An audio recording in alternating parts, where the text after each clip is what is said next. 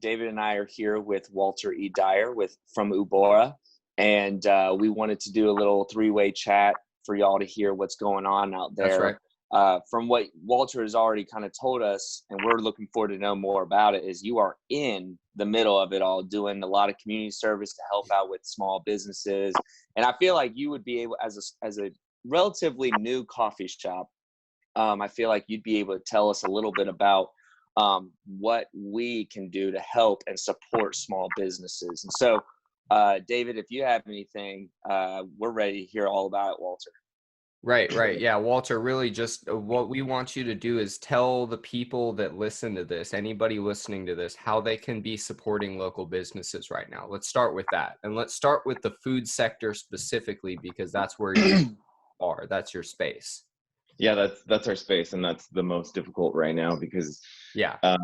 with the limitations of dine-in, people staying home to help reduce the curve, we've had to all be very creative in what we do and how we do it. One, to ensure our employee safety. Two, to keep them working and try and support some stability, both for our employees and for downtown.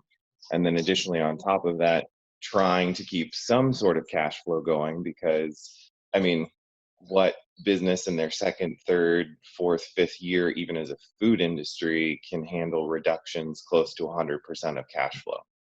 Because some places the rent's not stopping. Some locations there's no deferment of, like, say you took out not big federal loans, but you took out interim loans to take care of cash handling. So there aren't as many options. And then additionally, everybody thinks that the government has approved for interim loan approvals for all small businesses. Georgia is currently not a state that falls under the federal program currently.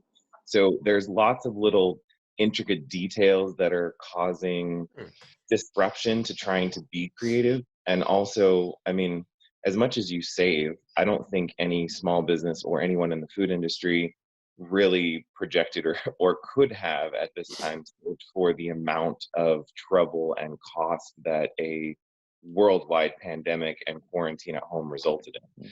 So as you've seen, there's a lot of like waiter improvements or to go or Uber Eats, or all of those solutions have helped people get their product out. But in a time of uncertainty, people hold on to their cash. They also stock up on items. So there's a bit of a change of processing. For us, the most important thing is we're in the heart of downtown and we have no intention to close our doors because, one, we need stability both for our employees and for downtown. The people who are working at the hospital need some sort of opportunity, even if it's in limited capacity, to walk in, have a 30 or 40 minute or 30 or 40-second conversation with another person that isn't, sick, or their coworker, pick up some coffee and maybe take a mental break, because that's the biggest thing for working from home, the quarantine status, everybody being social distancing. We're missing a lot of everyday life that I think people didn't realize was so important. And so our mission of Ubora, which is community, is trying to maintain that regardless of what's going on. I think that's the same thing with what Frog Hollow's doing, and all the other businesses who have switched to serving curbside, giving discounts downtown. So the biggest thing we can do as a community, and it's not just, I'm not calling everyone else. I've done it myself. There's a little donut shop around the corner that just opened.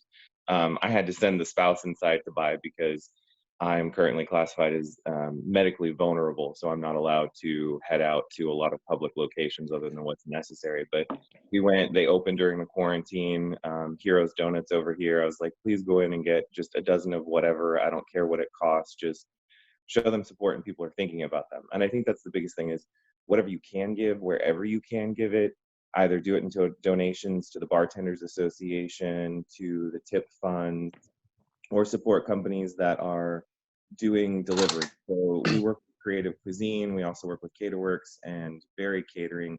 They've all created programs to do porch-side delivery or home delivery. And a lot of those programs, I know Creative Cuisine for sure, 100% of like the delivery fees and all that is going directly to people who need to work right now.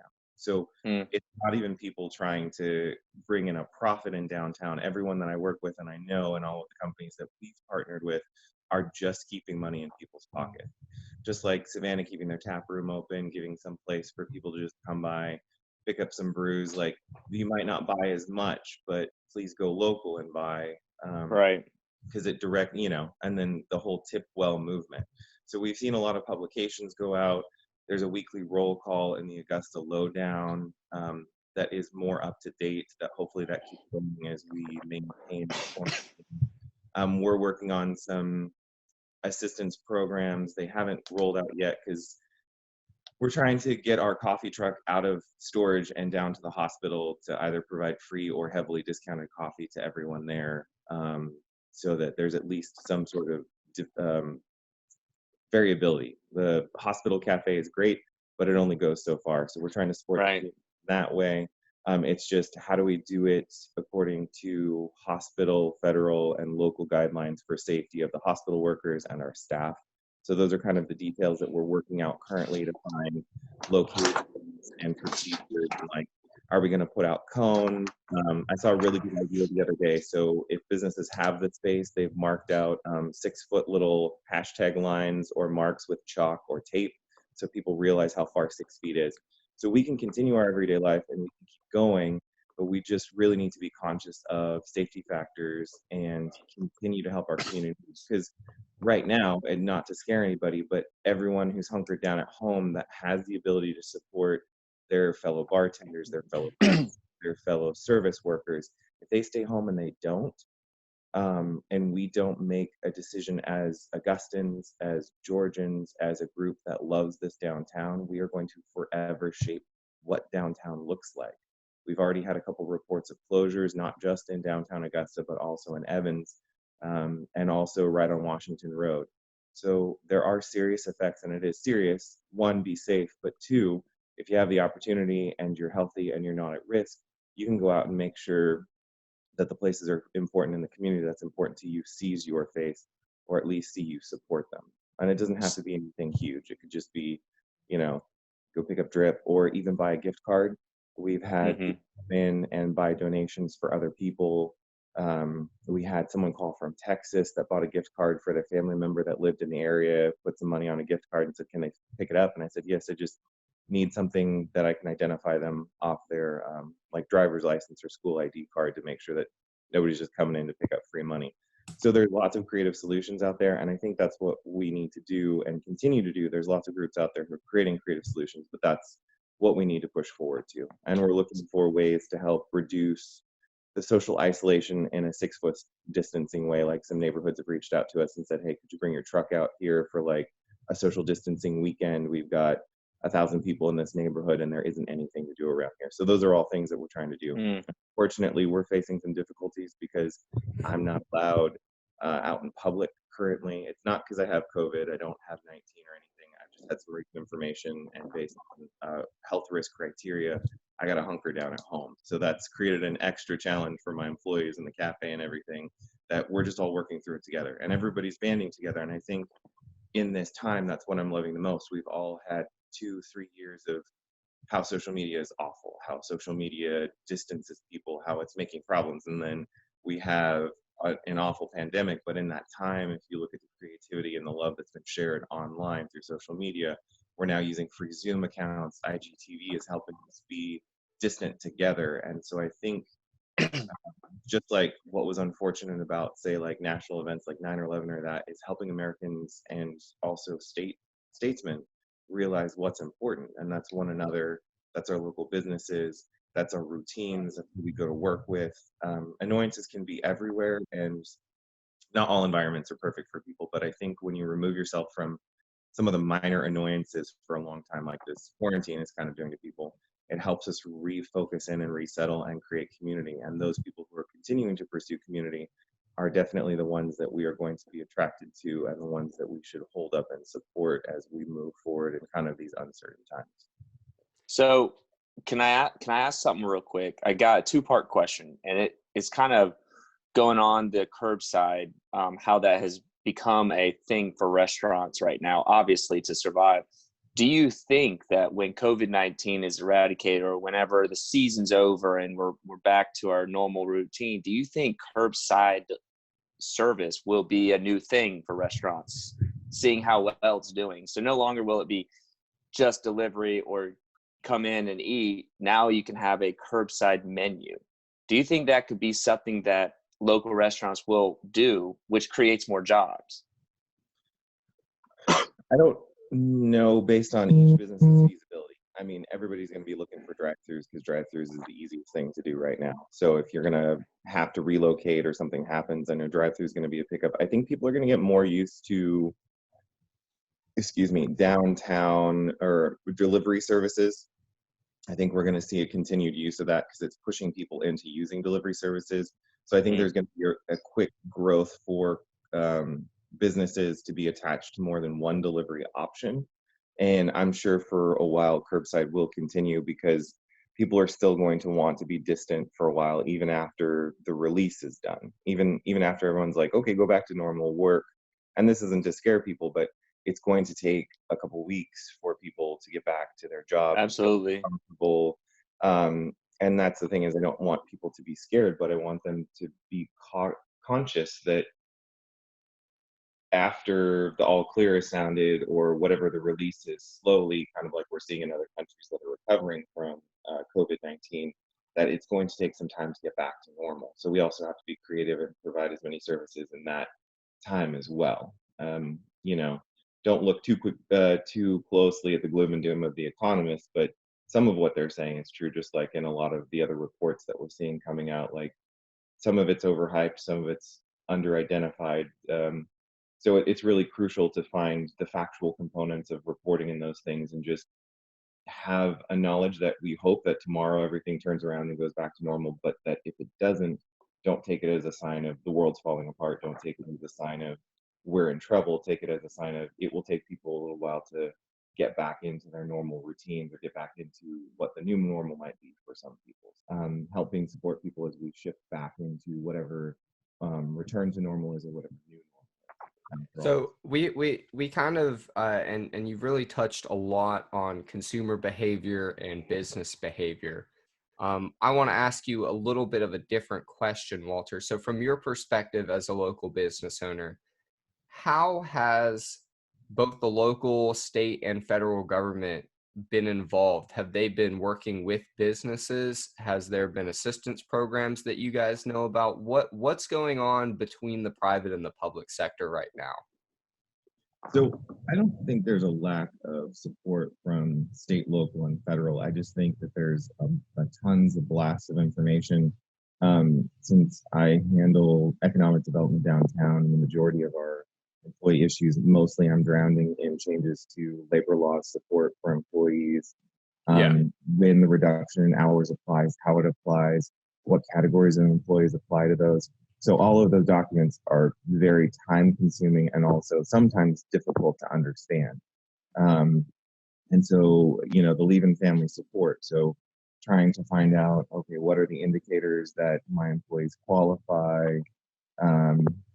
Our goal is just to keep people in as much of a normal routine as possible, which is why we're maintaining our hours. We're keeping everything going as is, kind of regardless of the number of people through the door. Also trying to help people in the time of doing kind of like restock up, so we're just getting products so that like if the grocery store is out or local is out, you can have it delivered to your house, you can order it off later. So those are kind of all the solutions that we're filtering down from the government to our employees, to the local community. Is there anything that you would like to see that potentially you haven't seen yet? Well, so I mentioned some of the stopgap cash isn't available in certain states, so it would be really great if that was just approved nationwide. There's more opportunity, there's more programs rolling out, and because everything is so fresh and everybody's working, some of it could be in the works. I just haven't seen the release from whatever organization is providing the funds. Obviously, yesterday, was when the final vote on the House bill was. So some of those funds haven't even been published or released yet. We probably won't see that until Monday. Yeah, that bill is 900 pages long, by the way. I tried to read some of it last night. I read about 20 pages. So just imagine you can only get through 20 pages. You're not in the most important seat, one of the most important seats in the country, trying to pass regulation, keep the country going, and keep everyone safe while doing your job as checks and balances in the government. You Right. can't get through 20 pages. Think the amount of staff and how much time that they've invested in trying to make sure that that is something that they should vote for, something that should move the country forward. So I think it's important to remember in all of the um, political posturing that we remember that these people sitting there too, and they have to read all this information. So maybe you and your friends sit down and see if you can digest a 900-page stimulus bill and see how that No. turns Sounds like a so fun weekend. I don't know. I mean, if you're stuck inside.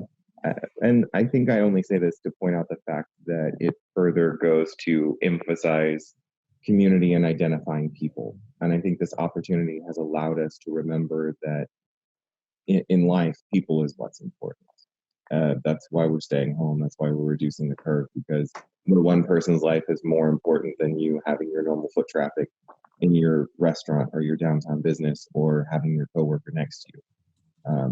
And I think that's what I'm enjoying about this time. So we just need to band together and try and support food pantries. So there's food pantries in the town that are going on. And if you're not in any of the local groups for downtown and you want to support, join the Augusta Local Lowdown, join the small business networks if you're a small business and not in there. Reach out to the resources, ask people to share. And that's where a lot of this has come from. And a lot of what we're working on has just been hey, I'm trying out this. I want to do these things. Who wants to help me? And there's, 97 other people. And then you're just working on details for safety, permission, those kind of things. So it's really a great time in downtown. Unfortunately, we're kind of at the precipice of a renaissance kind of in downtown, of all the new businesses opening, what was going on down there. Yeah. It's crazy to think about that too. I agree. Well, I want people to realize we were in a really good place downtown, improving as a community, and this isn't going to stop us. It might slow us down. I just don't want people to be discouraged that over the next year or so that improvement that we're seeing, that community, this new businesses, everyone that's opening, the renovations that are going on downtown, don't get discouraged in the next 12 months or so when it's slow. Don't think that it's gone forever. It's not gone forever. It's just kind of staying inside and recovering, just like we all are right now. Think of it in the same capacity. So Walter, I think you mentioned a little bit of possible community service areas. You might have mentioned them all, but maybe could you talk a little bit about what you've done for community service, or what people can do that feel comfortable with going out and helping out? Yeah, so for our community service standpoint, we've provided what we can to our partners that have asked, hey, can you donate this or donate that for their food baskets or those kind of things. We've discounted all of our products or made some free available to the essential personnel downtown so that they've got somewhere to come by if they forgot a lunch or need a pick-me-up or those kind of things. We've been partnering with other businesses to share, repost, publish everything we know that's about keeping people working or getting funds into people's hands who are affected by the shutdown. I'm trying to think. It's just been a nonstop, it's another job on top of a job to try and see what we can help and what we can push.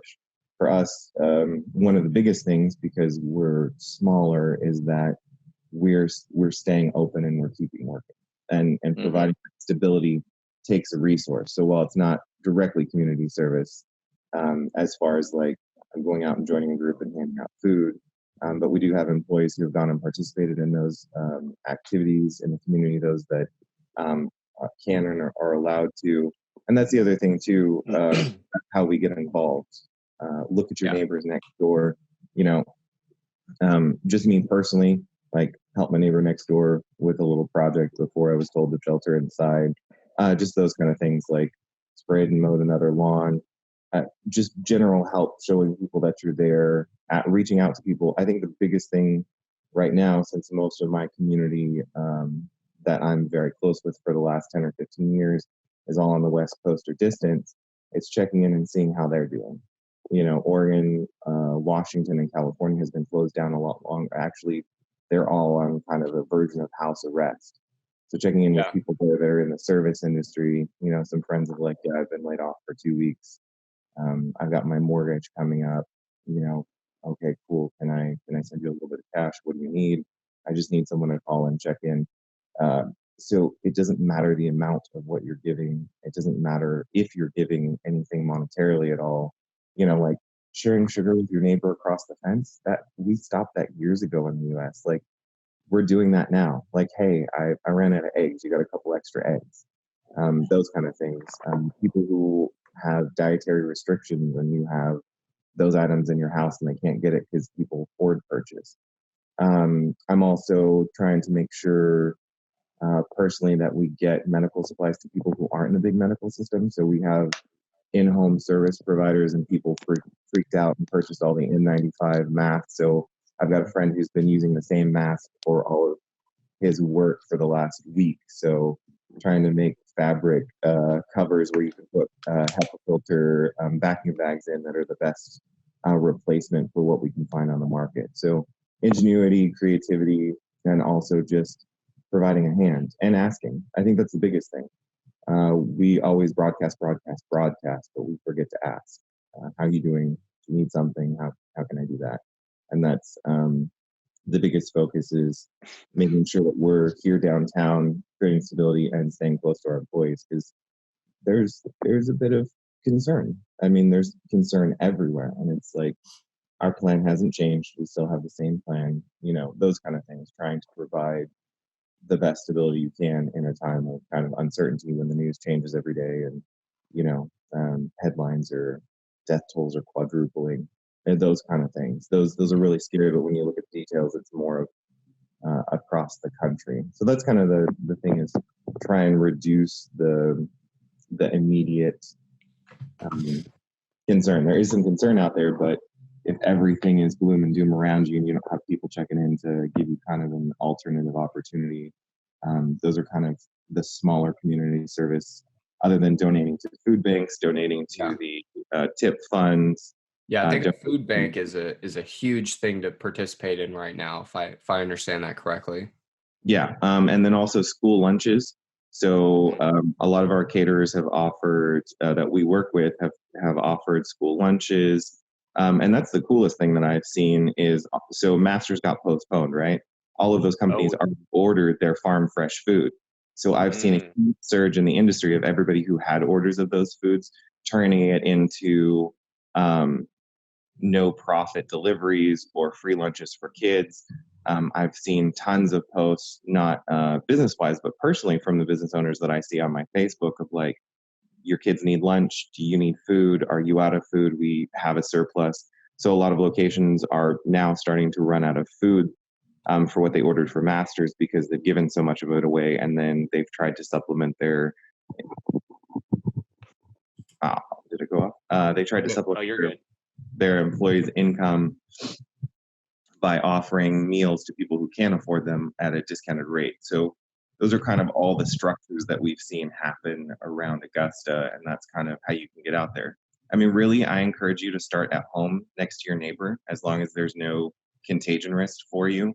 Yeah. And if that is easily within your grasp, then start looking at your community, start looking at food banks first for donations, then start looking to companies that you can run by and purchase their curbside or purchase their products online.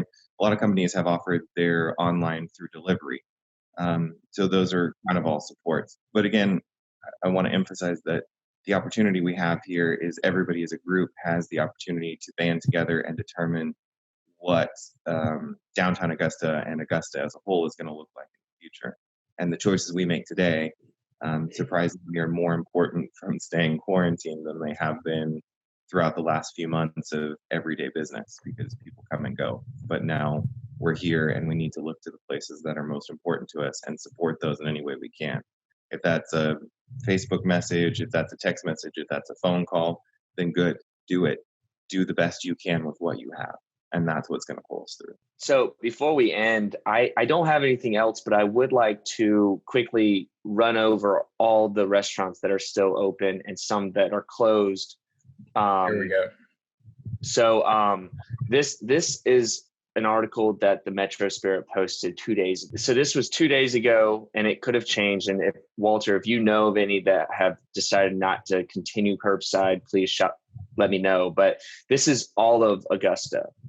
We got Abel Brown, Barbaritos, Boll Weevil, Cadwaller's Cafe, Cork and Flame, Diablo's, Divino Restaurant Italiano, Edgar's Grill, Farmhouse, Fat Man's, Fifth and Finch. We've got Frog and the Hen, Giuseppe's Pizza, Hildebrandt's, Interbean Cafe, Ironwood Tavern, Jersey Mike's, Knuckle Sandwiches, Laziza's, Manuel's Bread Cafe. We have Mellow Mushroom, Metro Diner, Moe's, New Moon Cafe, Noble Jones, Oliviana, Pineapple Ink Tavern, Pizza Joint, Ray's Coastal Cafe, Skyner's, Sheehan's, Snowcap, Soleil, Southbound. I don't know which Southbound, but it just says Southbound. Southern 1. Salad. Okay, Southbound 1. Southern Salad, Taco Sushi, Taquiera El Rey, the Arsenal, French Market Grill. Again, not sure which one. Limelight Cafe. That's Surrey Center. Surrey Center. Okay. That's right. Yeah. Sports Center, Ubora, obviously. Villa Europa, Village Deli, Lifesavers, and Wild Wing Cafe. There is a link, or there is a list of things that are not open anymore for curbside. But again, this is metrospirit.com, and this is their article called Augusta Restaurants Pivot Adapt. You think we could share that link somewhere? Yeah, we can. I'll share that link for people to see it. And when you go to you can click on all the restaurants are a link, and so you can see what their curbside is. So, anyways, that's what that's out there for anybody. Bookmark that page is what Chris is saying. It's an important list. Now, it was gathered before it was published, so I've already seen some notes, so I'll mention those. Soy Noodle House a few days ago said they were doing curbside, so make sure they're on your list if you're going downtown. Whiskey Bar and Kitchen was listed on there, but they're not providing services as far as I'm aware at this time. Neither is the Hive or Bee's Knees. The coolest thing is people are waiting to work at these locations that are open, so just call. If you're not sure, you haven't seen an update, there's no update on their website, there's no update on their Facebook, and you want to make sure before you go down there to pick up or place your order, go ahead and call. So what Metro Spirit didn't get is we've got Creative Cuisine doing home deliveries. We've got Barry's Catering who's doing porch-side pickup.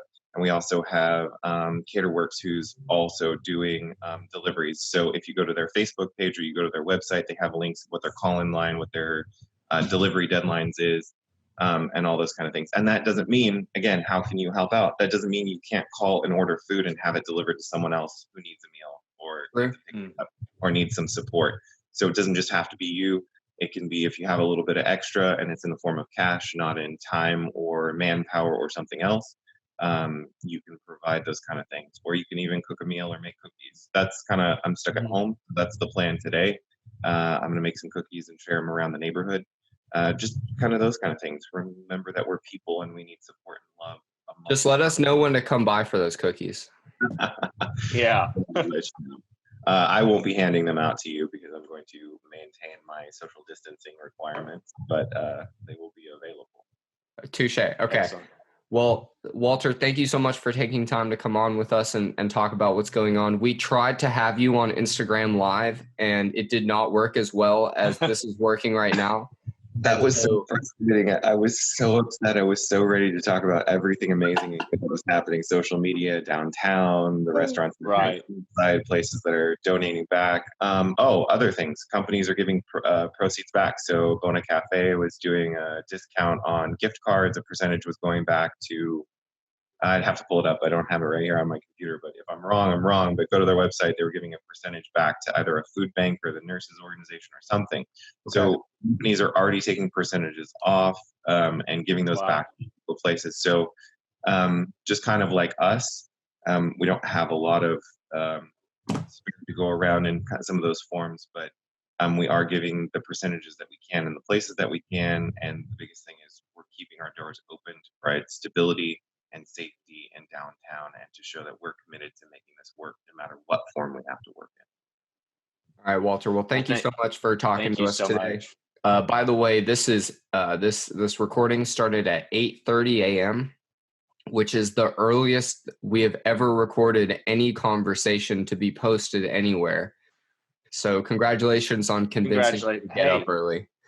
Coffee. I mean, I had to do it with coffee. I followed the work at home guideline. Get up, get a shower, get your coffee, get dressed. So I'm ready for work. Do people even remember that today's? Do people even know today's Saturday? Like, when does that matter anymore? I don't think unless you're like teleworking, like my in some capacity, or you're working from home in some capacity. It's one of those things that I don't think you keep track of the days. You're just like, is it done yet? Are we there yet? Are we there yet? Are we there yet? I'm sure adults are now turning into that as well. Like, now you know why your kids are asking. They're ready to go.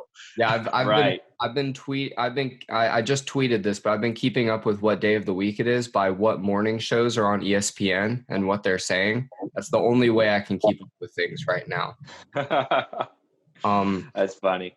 Well, thanks, Walter, again, and we will see you in the near future. Right. If anybody listening to this or watching this, the relief bill passed yesterday on Friday, and if anybody has any questions about how this could impact you or how you could take advantage of it from any situation, be it personal, private, business, etc., shoot us an email or DM us. And we can try to help get that question answered. We're going to be talking to Congressman Allen on Tuesday. Hopefully we'll be talking to some other people in the community too. And we want to just spread some information around. Yeah. And there are already people out there helping you figure out what your stimulus rebate is on who is it? Lisa Mayo. She's a local accountant here in Augusta. She put out. Yes. Yeah. So if you haven't seen that, check it out. It will help show you what you're qualifying for by this she's posted online this cool little calculator. You just type in some numbers and you hit a little button and it spits out what you're supposed to be eligible for, and then she has a really cool breakdown of what's coming in to help you as far as an assistance check for income from the federal government. So there's resources, and if you guys don't have that, if I've seen it, let me know and I'll forward on what I know or what our accountants said or the people who told us. We're working through all this together. All right. Excellent. Well, and real quick, David, I know you're trying to, but I do want to say, if there's anybody out there that feels led to get involved in something, anything that Walter had talked about already, shoot us an email at dropthediscpod@gmail.com, and we'll connect you with someone that fits what you're able to do. We've got Walter right here. We'll just send you to him, or we've got other organizations that we know about that could use some help. And so if you feel led after listening to this, volunteering in some capacity, please reach out to us and let us know, and we will get you connected. All right. Walter, thank you so much again. Chris, good luck with your family and your new house situation that you're working on today. Yes. And we will all hopefully talk very soon. Walter, please stay healthy also, by the way. Yes. Please stay healthy. We can't lose our favorite coffee place. We're not going anywhere. We'll see you guys after the quarantine. Awesome. All right, y'all take it easy.